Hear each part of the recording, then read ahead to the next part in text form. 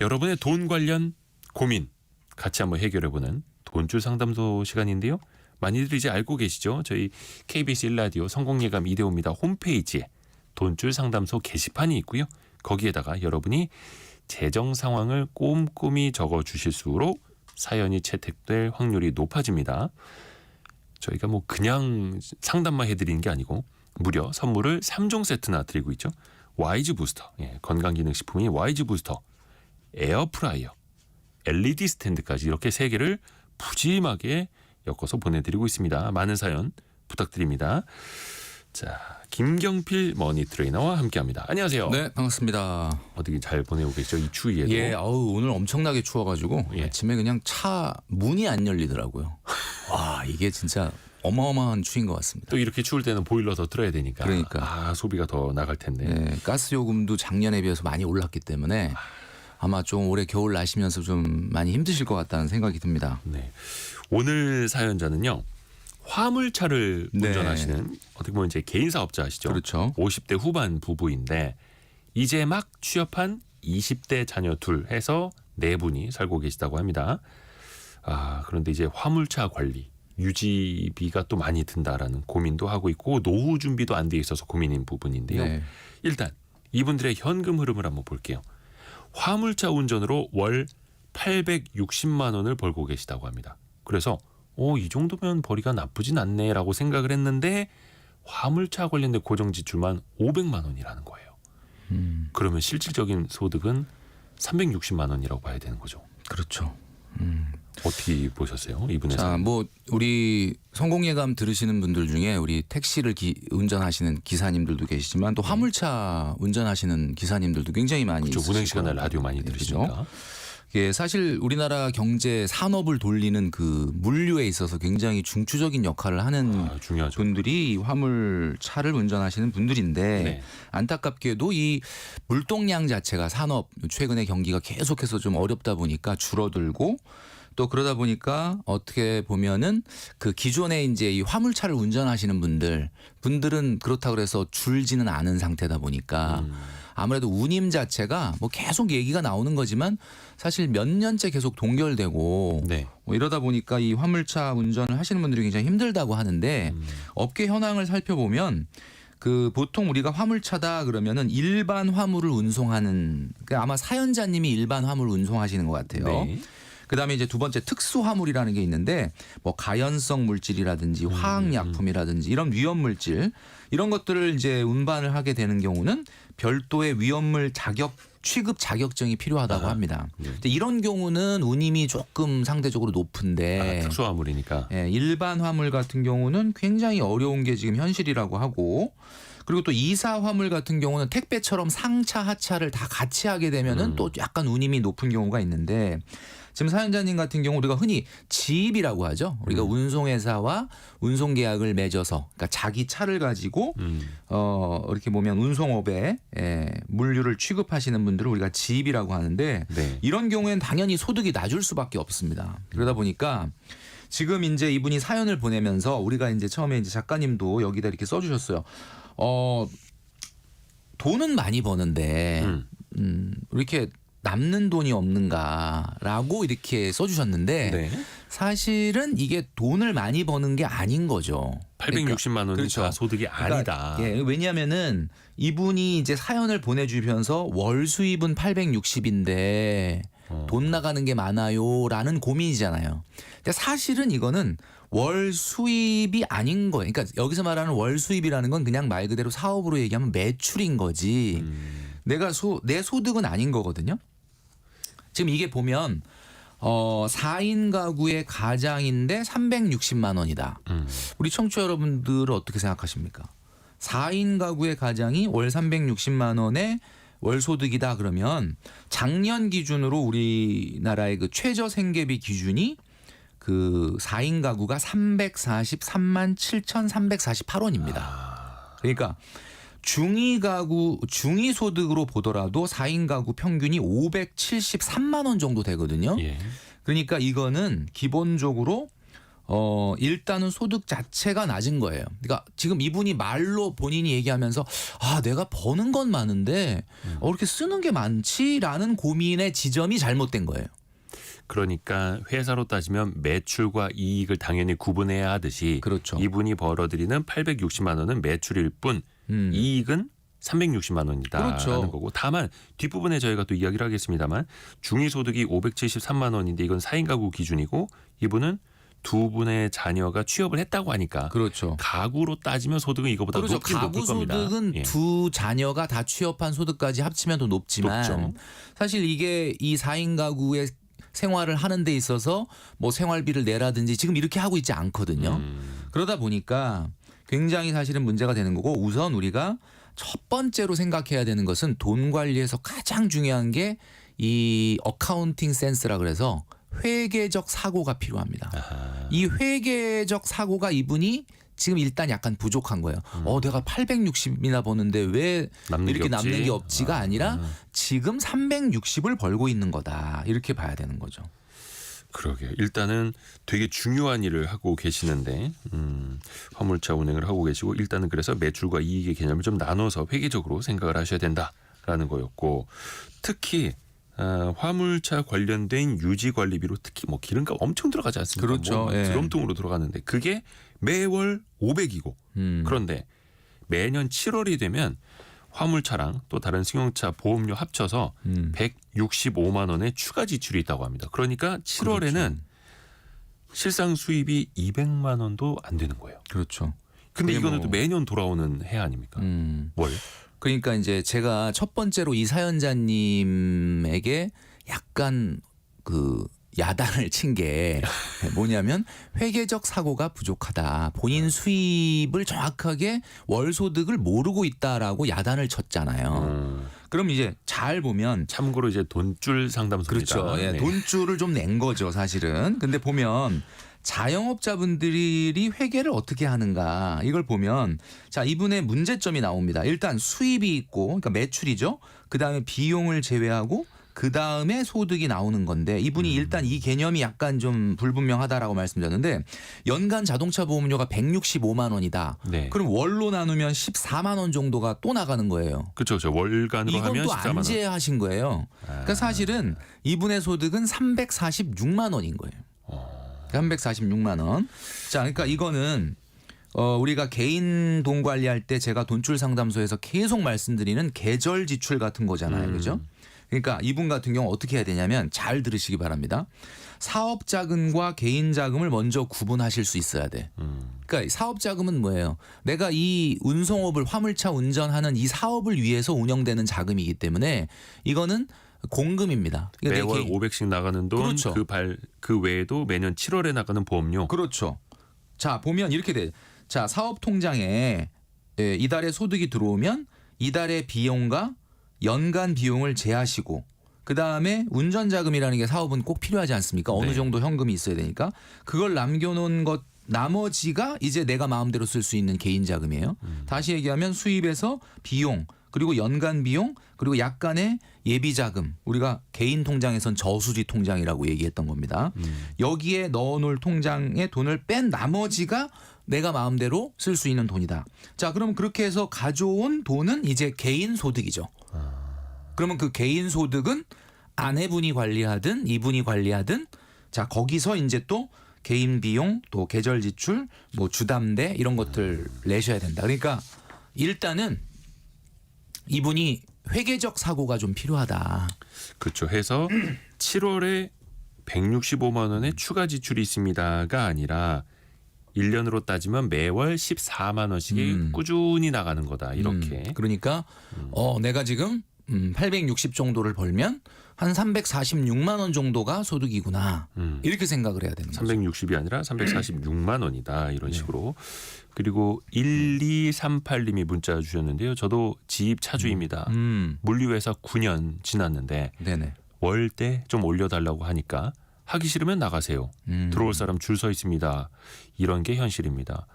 경기가 정말 힘듭니다. 이렇게 그렇죠. 보내주셨는데 그러니까 이게 화물차주분들은 좀 비용 좀 올려줬으면 좋겠는데 요금을 그것도 사실은 기업 입장에서는 비용이다 보니까 지출을 또 통제하려고 하고 서로 이제 화물차주를 경쟁을 붙이려고 하고 하다 보니까 아이고 참 쉽지가 않네요. 중요한 일을 하시는데 안전도 중요하고 그래서 이분들이 일단 월 소득에서 이제 남은 돈 중에 40% 정도가 식비로 나간다고 합니다. 그러니까 사연자도 이게 너무 많이 나가는 것 같다. 그리고 뭐 배달 음식 같은 쪽으로 지출을 많이 하고 있다라는 거 고민은 하시는데 네. 어떻게 해야 될까요?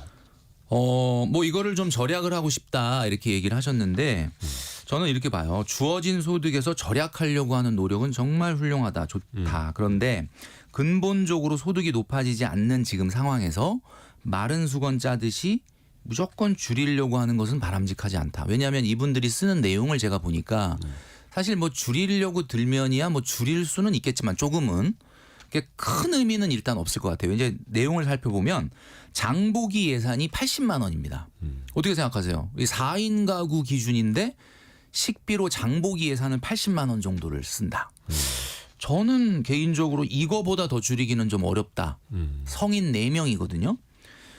근데 이제 배달 음식과 외식은 65만 원이라고 하니까 뭐 요거는 뭐 약간은 줄일 수는 있겠죠. 아내분께서 조금 더 손품을 팔더라도 뭐 음식을 조금 더 하시고 이렇게 하면은 뭐 줄일 수는 있겠죠. 그 이제 우리가 보통 엥겔 지수라고 얘기하는데 엥겔 지수는 우리 청취자 여러분들이 많이 들어보셔서 아시겠지만 생활비 지출 비용 중에서 식생활비가 차지하는 비중을 우리가 엥겔 지수라고 얘기합니다. 네. 자, 이분 같은 경우는 엥겔 지수가 그러면 어떻게 되느냐 보면 소득의 거의 한 40% 50% 가까이 되거든요. 높은 거네요. 높죠. 그러니까 엥겔 지수라고 얘기를 하면은 많은 분들이 조금 헷갈려 하시기 때문에 소득으로 보면 1인 가구 같은 경우는 500만 원 미만 소득인 경우 소득의 25% 정도가 적당합니다. 4인 가구는 어떻게 봐야 되냐? 4인 가구는 500만 원 미만의 소득이라면 35%를 넘으면 안 됩니다. 35%. 자, 그러면 지금 다시 우리가 계산을 해본 소득으로 보면 소득이 346만 원이죠. 예, 월 평균. 그러니까 지금 쓰고 있는 식생활비를 보면 얼마냐면 121만 원. 121만 원. 그러니까 조금 더 줄이실 필요가 있어요. 이분들이 월 한 125만 원에서 145만 원 정도를 쓴다. 식비로만. 이렇게 말씀하셨으니까 조금만 노력하면 25만 원 정도는 더 줄일 수 있겠고 그렇죠. 그렇게 하시는 게 맞겠다라는 거죠. 근데 이게 엥겔 지수도 이야기를 했습니다만 저소득층으로 갈수록 엥겔 지수가 높을 수밖에 없는 게 안 먹을 수는 없잖아요. 그렇죠. 굶으라는 얘기는 아니잖아요. 그러니까 사실 이분도 뭐 엥겔 지수가 높다라는 게 오늘 좀 목 상태가 안 좋으시네. 추워서. 아까까지 들어오기 전에는 네. 굉장히 좋았는데 컨디션 엄청 좋은데 방송 시작하면 자꾸 목이 잠기고. 그러니까요. 아 그러게요. 저도 오늘 계속 목이 좀 잠기네요. 아, 추워서 그렇습니다. 맞아요. 네. 근데 이분들 입장에서는 일단은 소득을 더 늘리는 게 지금은 이제 쉽지 않은 화물차주시기 때문에 식비라도 배달 음식이라도 좀 줄여서 아끼는 게 좀 좋겠다라는 조언이고요. 또 하나가 이분들 입장에서 가계부를 따로 안 쓰신다고 해요. 근데 이렇게 사연을 보니까 우리가 지출이 많은 것도 아니고 가계부 써봐야 여기서 뭘 얼마나 줄일 수 있겠느냐. 사실 조금 자포자기까지는 아닙니다만 좀 그렇게 좀 생각하시는 것 같아요. 맞습니다. 물론 가계부 쓰는 게 도움은 되겠죠. 근데 중요한 거는 4인 가구 월 소득이 346만 원이라면 현재 마이너스가 나고 있지 않다면 가계부 쓰는 것도 중요한데 그거보다는 일단 우리 지입기사님으로서 매출 860에 비용이 514만 원이거든요. 차계부를 쓰는 게 먼저가 아닐까. 아, 가계부보다 차계부가 먼저다. 차계부를 먼저 쓰고 물론 이제 어떻게 보면은 아마 하실 거라고 봐요. 그러니까 그렇죠. 그러니까 사실 화물차 운전하시는 분들한테는 자동차 이 화물차 자체가 가게 하시는 분들의 어떤 가게 터나 그렇죠. 건물이나 마찬가지잖아요. 맞아요. 이게 이 비용을 아마 줄이려고 노력을 안 해보시진 않았을 거다. 그러니까 860에서 514만 원이라고 하면 순이익이 346만 원인데 중요한 건 여기서 또 뭐가 빠져 있냐면 사실 지입기사님 같은 경우 내 화물차가 감가가 되지 않습니까? 이 감가도 사실은 비용으로 좀 그렇죠, 봐야 되거든요. 그렇죠. 보통 승용차 같은 경우는 월 1% 그러니까 차량 가격의 1% 정도가 감가가 됩니다. 승용차 기준으로. 예. 근데 이제 아마 화물차도 뭐 크게 다르지는 않을 거라고 보고 우리가 보통 왜 넷 프로핏 마진이라 그래서 순이익률이라고 하는데 지금 우리 이 사연자님의 순이익률은 30%거든요. 그러니까 내가 지금 일반 화물차인지 아니면 특수 화물인지 아니면 뭐 냉각 차 화물인지 아니면 그쵸, 그쵸. 뭐 이런 거에 따라서 방식을 좀 바꾸기 전에는 제가 이제 이 사연 보고 많이 찾아봤어요. 유튜브에 보면 그 화물차 기사분들이 평균 얼마 벌어서 얼마 남기느냐라고 하는 유튜브들이 되게 많아요. 그런 브이로그들 많죠. 예, 그래서 제가 그걸 일부러 봤는데 공부 많이 하고 오셨네요. 사실 이분이 일하는 방식을 바꾸지 않는 한은 이 순이익률을 높이긴 어렵다. 그러면 문제는 순이익률이 사실 지금 우리나라 화물업계에서의 운임 문제라든지 이런 것들 때문에 굉장히 순이익률이 높아지기 어렵다면 일을 더 많이 하든지 아니면 방식을 바꿔야 된다. 그러니까 조금 더 상황이 나은 화물차로. 그렇죠. 아니면은 거래 상대방을 더 나은 쪽으로 찾든지. 이게 일단은 보통 목표에 쉽지 비용이 않고. 가장 큰 게 주유비라고 해요. 그쵸, 유류비라고 하는데 유류비 같은 근거리 화물을 하느냐 장거리 화물을 하느냐에 따라 차이가 납니다. 근데 이 화물차 업계가 제가 이제 영상을 보다 보니까 아마 우리 화물차 기사분들은 느끼겠지만 장거리를 했을 때에 붙는 프리미엄이 약하다. 그러니까 근거리가 오히려 생산성이 높다. 근데 근거리 같은 경우는 중요한 거는 내가 거래처가 확실해야만 할 수 있다 그러더라고요. 그렇죠. 그러니까 안 그러면 자꾸 장거리를 가게 되고 근데 장거리를 가면 장거리의 시간과 비용에 비해서는 운임이 부가가치가 높지 않다. 완전히 비례하는 게 아니다. 그렇죠. 그러니까 이제 왜 보통 보면 영상 보면 화물차 하면서 한 달에 1,000만 원씩 순이익으로 벌어요. 이런 영상들이 있거든요. 그래서 제가 찾아보니까 일단 화물이 특수 화물이에요. 그리고 뭐 우드칩 뭐 이런 거. 그다음에 또 하나는 장거리보다는 근거리로 오래 일해요.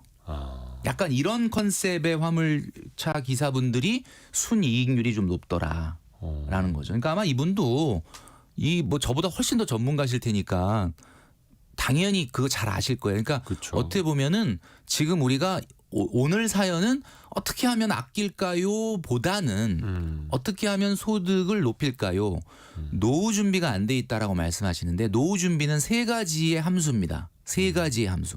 첫 번째 소득, 두 번째 시간, 그 다음에 수익률이거든요.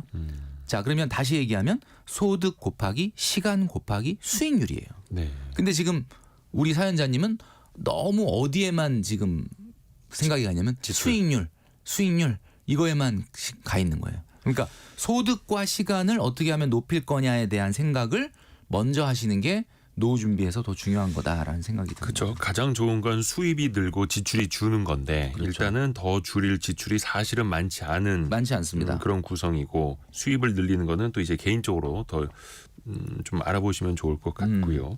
이게 또 화물차 같은 경우에는 물론 일반 승용차보다는 오래 탑니다마는 이게 또 이제 감가상각 끝나고 나면은 차량도 이제 교체 주기가 돌아오고 그렇죠. 그러면 또 큰 돈이 나가고 이것도 반복될 수밖에 없는데요. 그 지출 내역도 써주셨는데 의료보험, 관리비, 통신비를 합쳐서 월 60만 원이라고 써주셨어요. 근데 사실 이것도 쪼개서 관리해야 될 거예요. 근데 어떻게 보면 크지는 않은데요. 4인 가구에 월 60만 원이면. 근데 이제 크진 않지만 현재 소득이 굉장히 좀 실제 순소득은 매우 낮은 편이니까 네. 이런 것도 당연히 쪼개서 나눠서 관리를 해야 되겠죠. 지입차 기사분들도 오늘 문자 많이 보내주고 계시네요. 1500님은 유류대 요소수는 그 비용을 회사에서 지급합니다. 개별 화물 운전자는 본인이 유류대 요소수를 지급합니다. 이런 식으로. 이게 개별 화물인지 지입인지. 그거에 따라서 좀 지입은 다르네. 회사에서 유류비를 이제 지급을 해주고 개별 화물일 경우에는 본인이 쓴다. 그럼 이분 같은 그러면 경우는 개별 화물일 수 개별 있겠네. 개인.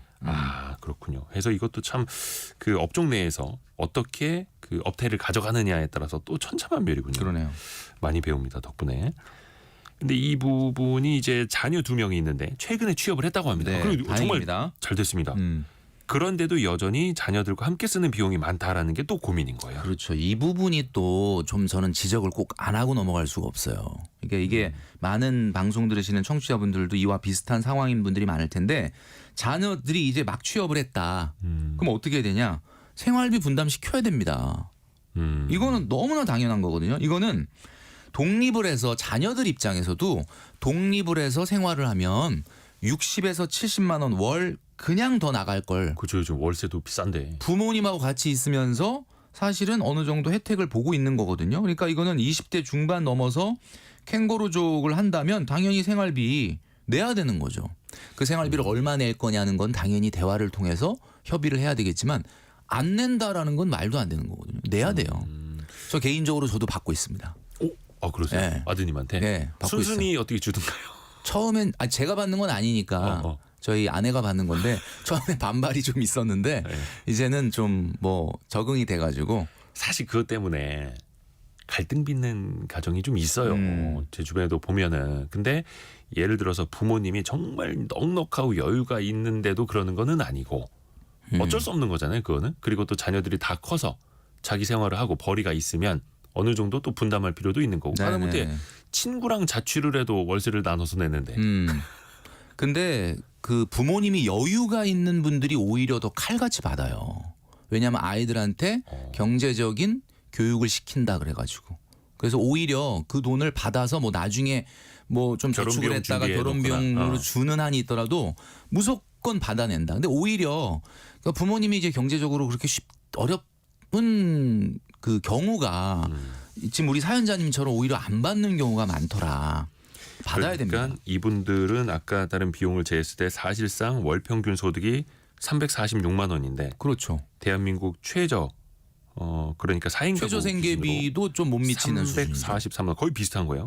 근데 이분들 입장에서 자녀 둘이 소득 활동을 하고 있으니 그것까지 합치면 중위소득 4인 가구 기준은 573만 원을 더 뛰어넘을 테고 그렇죠. 당연히 두 사람 합쳐서 더 많이 벌 테니까. 그러니까 뭐 생활비를 어마어마하게 내라는 게 아니라 최소한 본인이 쓰는 정도의 식생활비 정도 수준은 받아야 된다. 저는 이렇게 혹시 보는 거죠. 그거 좀 조언 주실 수 있습니까? 얼마? 저는 10% 받고 있거든요. 그러니까 그 자녀들의 소득의 10%. 소득의 10%. 네. 10%는 내야죠. 왜냐하면 본인이 독립했으면 그 10% 이상의 고정비가 들어갔을 거기 때문에 너한테도 이게 이익이다. 어디 가서 이제 거의 최저 소득으로 받아도 뭐 한 200만 원대 그래도 중반은 받아야죠. 되니까 20몇만 원씩은 받을 수 있다. 그럼 당연하죠. 자녀 둘이니까 한 네. 4, 50만 원은 일단은 더 할 수 있는. 요거는 제가 돈을 받고 있다 보니까 명쾌하네요. 얘기할 때 뭐 저 주저함이 없이 그냥 이거 받아야 된다. 제가 받고 있다 보니까 그렇게 되고 있어요. 저도 제 자녀들한테 받아야겠네요. 아직 먼 얘기긴 한데. 아직 경제 활동을 안 하니까 안 되겠죠. 근데 이분들 입장에서는 아이들에게 그러니까 사실 아이들도 아닙니다. 이제 성인이고 아이들이 취업까지 아니죠. 했으니까. 네, 그럼요. 근데 사실 20대 이제 아이들이라고 중반인데. 써주셔가지고 저도 헷갈리는데 이분이 여기서- 그러니까 마인드가 벌써 아이라고 생각하는 거야. 일단 여기서 또 걸리는 게 있어요. 가족 4명의 보험료가 80만 원. 네. 성인이 된 자녀의 보험료도 계속 내주고 계시고. 우리 돈줄 상담소의 그 아주 단골 혼줄 메뉴입니다. 이게 너무 보험료. 과도한 보험료. 보험이라는 건 정말 필요한 거긴 한데 이게 이제 이렇게 어떻게 슬슬 좀 분리할 때가 됐지 않았느냐. 네. 이렇게 이제 물어봐 주셨는데 슬슬 분리할 때가 아니라 당장 분리를 해야 됩니다. 자, 이거는 돈줄 상담소 시간에 계속 말씀드렸는데 우리가 오늘 회계 처리를 좀 깔끔하게 해야 된다 이런 말씀을 계속 지금 드리고 있는데 보험료는 비용으로 분류를 해야 돼요. 네. 저축이 아니에요. 근데 왜 자꾸 보험료가 커지느냐? 이 보험 안에는 저축보험도 있고 보장성 보험도 있고 연금보험도 있고요. 그리고 우리 일반인들 같은 경우는 잘 모르는 양로보험이라는 게 있습니다. 네네네. 양로보험이 뭐냐? 그러면 아마 우리 청취자분들 들어보셨을 텐데 저축보험과 보장성 보험을 혼합해 놓은 상태의 상품이에요. 그러니까 저축 기능도 있고 보장성 기능도 있고 이런 거를 우리가 보험회사에서 권유를 받아서 가입을 하다 보면 보험을 구분할 줄을 모르게 되는 이게 보장인지 저축인지. 자, 보장은 엄밀하게 말하면 100% 비용인 거고요. 저축은 저축이겠지만 그래서 월 소득에 다시 한번 말씀드립니다. 우리 돈줄 상담소를 들으시는 많은 우리 청취자분들 월 소득에 보장성 보험입니다. 월 소득의 3에서 5% 넘으면 안 됩니다.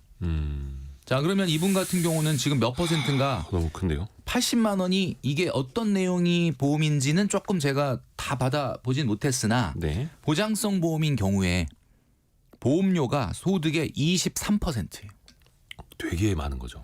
4분의 1을 그냥 비용으로 쓰고 있는 거죠. 특히 이분은 이제 가장으로서 화물차 운행하시고 좀 위험도가 있으니까 어떤 가장 본인에 대한 보험을 좀 집중적으로 하신다면은 좀 저는 이해가 가는데 근데 성인이 된 자녀 보험까지 이렇게 내고 그건 계시다는 아니죠. 거는 좀 그렇죠. 아마 경제적 지원을 하시는 많은 분들이 있어요. 자녀분들에게 경제적 지원을 하는 것은 자녀가 경제적 능력이 없을 때만 해야 됩니다. 자녀가 경제적 능력이 있는데도 계속해서 경제적 지원을 한다는 것은 아이러니하게도 자녀의 경쟁력을 떨어뜨린다. 근데 이제 그 사연 써주실 때 취업한 지 얼마 안 됐다고 하셨어요. 취업 초반이라고 하니까 취업 1년째라고도 하는데 그러니까 이제 고민하시고 좀 실행을 하시면 좋을 것 같고요. 우리 청취자분들도 야 역시 우리 가족 같은 분위기 많이 조언해 주시네요. 4222님 아이들도 처음에는 주지 않으려고 하다가 나중에는 보람이 있다고 좋아합니다. 받으세요 이렇게 예. 조언해 주셨고요. 맞아요. 그리고 1238님은 우리는 아들에게 50만 원씩을 받는데요. 다 모아서 결혼 비용으로 보태려고 합니다. 이렇게 생각하셨고 2630님은 자녀에게 생활비를 내라고 하니까 독립하고 곧 결혼을 합니다. 좋네. 순기능이 있네요. 네. 아버지 그럼 저 나갈게요. 네. 결혼할게요. 괜찮네요. 그러니까 사실은 이렇게 생활비를 거두니까 가끔 반찬 투정을 해요. 내가 생활비를 줬는데 반찬이 왜 이러냐 이런 식으로. 요것도 이런. 야 내가 월 20만 원씩 내는데 내가 30만 이 원씩 하숙집이 내는데. 좀 별로네요. 왜 반찬이 왜 이래? 막 이런. 참 이것도 문제입니다. 하숙집이라고 어쨌든 생각할 수도 있겠어요. 네. 근데 이분들이 또 이제 고민이 이제 50대 후반이라고 하시는데 노후 준비가 전혀 안 돼 있으시대요. 상황이 이제 소득이 이렇게 낮고 이러다 보니까 그렇겠죠. 제가 아까 보험 그 80만 원에서 한 가지만 더 조언을 드리고 넘어가도록 하겠습니다. 예. 지금 우리 청취자분들 중에도 소득이 적은데 그래도 꼭 필요한 보험은 해야 된다라고 예. 하면 어떻게 해야 되느냐. 제가 지금 말씀드리는 내용을 잘 좀 청취하시고 체크를 하시면 좋을 것 같아요. 종합보험이 있고 전문보험이 있는데 종합보험보다는 전문보험을 드셔야 돼요. 그러니까 종합보험이라는 거는 내가 원하는 보장 말고도 나머지가 다 이 패키지로 들어 있습니다. 그렇기 때문에 내가 어떤 걸 가입하려고 할 때 요건 좀 덜 필요한 데까지 같이 사게 될 가능성이 많아요. 그러나 우리가 듣기에 따라서는 종합보험 그러면 모든 걸 다 이렇게 종합적으로 다 해줄 것 같다라는 느낌 때문에 좀 든든한 마음에 그런 마인드가 있다 보니까 종합보험을 선호하는데 소득이 낮지만 나는 필요한 보험을 꼭 하겠다라고 하는 분들은 종합보험보다는 전문적인 보험 예를 들면 암보험이라든지 이렇게 특정한 것에 집중적으로 보장하는 보험을 가입하시기 바랍니다. 그리고 두 번째는 만기 환급형 보험보다는 순수 보장형 보험이라는 게 있어요. 그럼 이거는 내가 보험료를 많이 낼 수 있는 정도로 경제적인 여력이 안 되니까 당장은 적은 보험료로도 높은 보장을 받고 싶다. 그러면 순수 보장형 그러니까 만기 환급형과 반대되는 거죠. 내가 낸 보험료를 나중에 돌려받는 부분이 없지만 보험료는 적어도 보장이 강한 이런 보험들을 주로 가입을 하셔라. 이렇게 말씀드리고 그렇죠. 있습니다. 그것도 조금 더 효과적으로 효율적으로 그렇습니다. 이분들의 목표가 매월 70만 원씩은 저축했으면 좋겠다. 근데 현실적으로 지금은 거의 불가능하고요. 그렇죠. 근데 앞에서 말씀하신 것처럼 보험료 줄이고 그리고 배달 음식 좀 줄이고 가능합니다. 자녀들한테 조금 생활비 받고 하면 맞아요. 가능해지네요. 가능해지는데 자 일단은 우리 가장이 있고 아내분이 있고 자녀분이 있는데 저는 이렇게 말씀드리고 싶어요. 우리 가장분한테는 그 지입인지 아니면 뭐 개인인지는 개인 화물인지. 지금 우리가 좀 정확하지는 않지만 네. 차종을 바꾸거나 특송 같은 것들을 할 수 있는 길을 찾아보는 게 필요하다. 이분이 50대 후반이라고 하셨는데 사실 앞으로 뭐 건강하면 70까지들 다들 일하시지 않습니까? 그러면 앞으로 소득을 높이는 일 아까 제가 말씀드렸죠. 노후 준비라는 건 소득 곱하기 시간 곱하기 수익률이다. 그러니까 소득과 시간을 높이는 데 집중을 해야 된다. 건강 관리도 잘 하셔야 될 것 그렇죠. 같아요. 특히 화물차 하시니까. 그다음에 이제 아내분한테 제가 꼭 말씀드리고 싶은 거는 네. 자녀들이 다 20대 중반 컸잖아요. 예. 그럼 뭐 사실 아이들을 막 돌봐야 될 어린 자녀가 있는 것도 아니고. 그러니까 저는 이런 말씀드리고 싶습니다. 하루 종일 집안일을 하시지는 않을 거니까 그래도 소득이 막 높은 일은 아니라 하더라도 조금 맞벌이를 해주실 수 있는 노력을 조금이라도 해주시면 아하. 어떨까. 아내분께서 그쵸 뭐 50대 후반 부부시니까 그럼요. 뭐 그러니까 아직 뭐 굉장히 옛날에 본인이 하셨던 일의 경력을 연장해가지고 뭔가 새롭게 어떤 취업을 하거나 하는 것은 뭐 어려울 수 있다는 거는 이해는 하지만 그래도 뭔가 소일거리가 건강을 위해서든 시간 활용을 위해서든 그다음에 소득은 아주 높지 않아도 이렇게 맞벌이 해주신다면은 우리 가장분한테 큰 힘이 되지 않을까 그런 생각이 들어요. 그리고 자녀분들에게는 제가 오늘 이 부분은 정말 자신 있게 말씀드릴 수 있는데 소득의 10%는 생활비로 내라. 받아라. 그렇죠. 그러면 그렇게 좀 말씀드리고 싶어요. 노후 준비에 물론 이제 충분하지 않지만 매달 70만 원씩 저축하시는 목표는 그럼요. 지금 달성할 수 70만 원을 저축한다라고 하는 게 목표라고 그러셨는데 11만 원만 더 쓰셔가지고 81만 원 정도 1년에 딱 모으면은 1,000만 원 모을 수 있습니다. 월 81만 원이 연 1,000만 원. 1,000만 원이죠. 그런데 이분이 지금 다행히 그래도 내 집이 있어요. 그래서 주담대를 원리금으로 62만 원 내고 계시는데 예. 이자가 22만 원입니다. 적은 돈이 아니거든요. 그러니까 81만 원 저축할 때 22만 원 이자 어떻게 보면 원금을 네. 조금 상환하는 것도 방법이 되지 않겠느냐. 조금 돈이 모아졌을 때 일단은 주담대를 이제 원금을 왜냐하면 상환해버리는 것. 대출 잔액이 지금 제가 봤을 때는 62만 원의 주담대를 낸다는 걸 보면 아마 모르긴 몰라도 대출은 5천만 원 정도 수준밖에 안 남았거든요. 그러니까 요런 정도로 한 3, 4년 정도 갚아 나가시면은 대출은 이제 제로가 될 수가 있습니다. 그러니까 이렇게 목표를 세우셔가지고 예. 하시면 좋겠다. 그리고 이분들이 주식은 한 1,500만 원 정도 투자해서 갖고 계시고 여기에서 뭐 더 늘리지는 않고 계시다고 하고요. 네. 예금은 2천만 원 정도가 있다 하고요. 뭐 주식 같은 경우는 만약에 국장에 투자를 하셨다 그러면은 투자 금액을 늘리기보다는 어쩌면 약간 손실이 있으실 수도 있거든요. 그래서 현실적으로 장이 좋아질 때까지 좀 버텨보는 것이 좀 필요하지 않을까 싶고 미장이라고 하면은 2022, 23년도에 만약에 투자하셨다면 굉장히 수익이 많이 남았을 테니까 어느 정도는 현금화하는 것도 좀 고려해 볼 필요가 있다라는 생각이 들고요. 지금 상황에서는 우리가 모든 건 다 순서가 있는데 네. 지금 이분 같은 경우는 아직 노후 준비도 안 돼 있고 그다음에 목돈도 아직 대출도 남아 있고 그다음에 현재 소득도 낮아서 어찌 보면은 막 여유롭게 저축할 수 있는 상황이 아니니 뭐 과도한 주식 투자, 위험 자산으로의 투자는 뭐 본인이 잘 알고 계시겠지만 자제하시는 게 좋겠다라는 생각이 듭니다. 아하. 그리고 이분이 이제 화물 운전을 하시면서 이게 개인 사업자니까 퇴직연금도 없습니다. 근데 개인연금도 없고요. 지금이라도 50대 후반에라도 어떤 연금 상품에 가입을 한다라는가 이런 건 어떻게 보세요? 네, 굉장히 좋죠. 그러니까 이제 우리가 특히 사업자분들 같은 경우는 뭐 노란우산 공제라든지 아니면 또 개인연금 저축 또는 뭐 IRP라든지 또 이런 걸 통해서 이제 내가 퇴직금 같은 것이 적립이 안 되니까 좀 이런 걸 좀 해야 되겠다라는 생각을 갖고 계시고 이분도 아마 걱정이 그런 게 있는 것 같아요. 근데 어느 정도 하는 건 너무 좋은데 재무적인 준비에 있어서는 단계적 그 준비가 필요합니다. 예를 들면 제가 단계를 한번 말씀드려 볼게요. 첫 번째는 절제와 절약입니다. 절제와 절약. 자, 절제와 절약이 되고 난 다음엔 목돈 마련을 해야 되겠죠. 그다음에 세 번째 내 집 마련해야 되고 그다음에 이제 이분 같은 경우는 제가 아까 말씀드렸던 것처럼 사업 구조 개선을 위한 투자가 좀 필요해요. 일반 화물이라면 조금 뭐 특수 화물이라든지 이런 걸로 나갈 수 있도록 고부가가치의 산업 종류로 좀 바꿀 수 있도록 노력을 해야 된다. 네. 그다음에 다섯 번째는 이제 그때 가서 노후 준비를 소득을 어떻게 증가시킬 거냐, 소득 기간을 어떻게 연장시킬 거냐, 거기에 아울러서 뭐 연금 같은 걸 좀 어떻게 가입할 네. 것이냐 이런 것들이 이제 순서가 필요한데 지금 이분의 내용의 고민을 보면은 1, 2, 3이 너무 안 되고 있는데 지금 4, 5, 6을 너무 같이 걱정을 하는 거예요. 그러니까 제가 얘기했죠.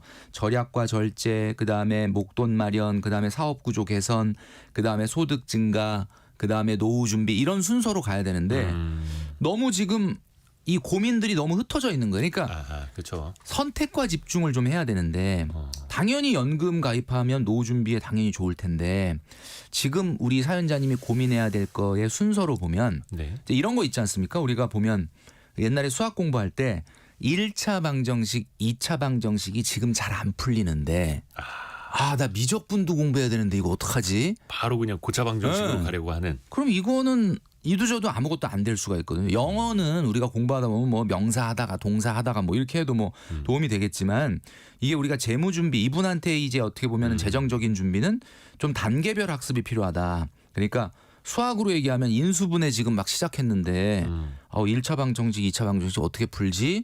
이런 고민 너무 과다하게 하지 마시고 단계적으로 차근차근 하시는 게 좀 필요하다고 저는 봐요. 좋습니다. 그 이분 같은 경우에는 그러면은 우선은 그 노후 준비 같은 경우에는 어떤 것부터 들어놓으면 좋을까요? 그래도 뭔가 세제 혜택이 있는 거는 그렇죠. 당연히 하는 게 좋은 거잖아요. 맞습니다. 그러니까 금액으로 승부하지 마시고 국민연금 외에 개인연금을 가입하시는 게 필요하기는 한데 네. 다만 지금 상황이 아마 우리 청취자분들도 다 느끼셨겠지만 굉장히 많은 돈을 우리가 세액공제 한도에까지 그냥 꽉꽉 채워서 600만 원, 900만 원 다 채워서 하겠다라고 한다면 1년에 한 달에 들어가는 돈이 어마어마하기 때문에 그거는 불가능하고 금액으로 승부 보기보다는 지금이라도 늦었다고 생각할 때가 가장 빠른 때니까 작은 금액이지만 오랫동안 납입하는 그런 방식의 연금을 택했으면 좋겠고요. 이분 같은 경우는 우리가 세액공제율이 다 아시겠지만은 급여 생활자들 같은 경우는 5,500만 원 이하냐 초과냐에 따라서 세액공제율이 달라지는 것처럼 사업자들 같은 경우는 4,500만 원 이하, 그러니까 종합소득 과세 표준 금액이 4,500만 원 이하이면은 16.5%를 공제해주고 4,500만 원 초과인 경우 13.2%를 공제해줍니다. 그러니까 이분 같은 경우는 4,500만 원이 좀 이하일 수도 있을 것 같거든요. 그래서 16.5% 납입 금액에 공제가 된다. 벌써 시간이 다 됐는데 끝내기 전에 그 5826님이 고민을 보내주셨어요. 자녀가 독립해서 서울에 있습니다. 월세가 60만 원이라 조금씩은 제가 도와주는데 언제 완전히 끊을 수 있을까요? 힘들다는 소리 자꾸 하니까 안 도와줄 수가 없네요. 이렇게 보내주셨거든요. 근데 독립이라고 했으니까 벌이가 있겠죠. 당연하죠. 그러니까 어떻게 됩니까? 자녀가 월세 60인데 이거. 그 월세를 내는 데 있어서 조금 힘든 부분이 있어서 부모님이 도와준다. 그러면은 도와주는 부분만큼 본인을 그 여유 자금이 생긴 부분을 저축을 하는지 소비를 아니면 하는지. 그냥 엄마가 월세 내주네 그리고 그 돈 가지고 그냥 나의 사치제를 사는데 쓰는지를 잘 관찰하셔서 예. 사치제를 사는 쪽에 좀 쓰는 것 같다. 그러면 끊으셔야죠. 일단은 비싼 옷을 사더라도 집에 올 때는 그 비싼 브랜드 옷을 안 입고 올 겁니다. 그래서 집에 청소해 주러 김치 갖다 주러 한번 가실 때 옷장을 한번 옷장 한번 열어보시고 쓱 보고 물건들 좀 한번 보시고 소비 생활 한번 점검해 보시고 이걸 끊을지 말지 판단하시면 더 좋을 것 같네요. 네네. 김경필 머니 트레이너였습니다. 고맙습니다. 네, 감사합니다. 라디오 정보센터 다녀옵니다.